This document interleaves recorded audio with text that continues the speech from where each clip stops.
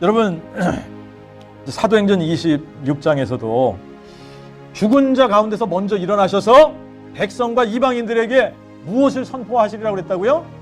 빛을 선포하시리라. 빛을 선포하시리라. 그러니까 죽은 자 가운데서 일어나셔야 뭐가 되는 거죠? 생명이 되고 빛이 된다는 얘기예요. 이분이 죽은 자 가운데서 일어나셔야만 생명이 되고 빛이 되는 겁니다. 그래서 죽은 자 가운데서 일어나셔서 그분이 선포하신 것이 뭐냐? 빛을 선포했다. 생명을 선포했다라고 하는 거예요. 이 빛을 다른 말로 하면 생명이고 생명은 부활이다. 그래서 우리가 그 복음을 선포하는 것은 예수가 십자가에 죽으셨다 이걸 선포하는 것이 아니라 십자가에 죽은 예수가 어떻게 했다고요? 죽은 자 가운데서 다시 살아나셨다 이거 선포하는 거예요. 살아나신 Living God, 산 예수, 산 하나님, 살아계신 하나님을 선포하는 겁니다.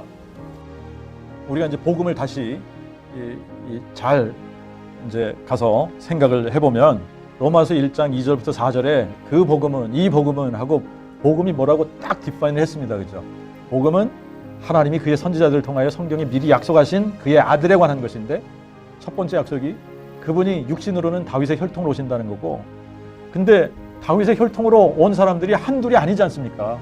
수도 없이 많은데 이 수도 없이 많은 다윗의 아들들 가운데 누가 그러면 하나님이 사람 되신 분이냐? 알 수 있는 방법이 없잖아요. 근데 우리가 이 십자가를 선포하고 이 십자가로 예수가 하나님의 아들 그리스도이심을 안다 그러면 여러분 이게 무슨 오류를 낳는 거냐면 십자가에 죽은 사람들이 그러면 다 뭐가 될 수 있다는 거죠? 하나님의 아들이 될 수 있다는 거 아니에요. 그러니까 십자가 가지고는 누가 하나님의 아들인지 알 수가 없다라고 하는 겁니다. 알 수가 없어요. 십자가에 죽은 거 가지고는 하나님의 아들로 인정이 안 돼요. 그래서 이게 복음이 아니라는 겁니다.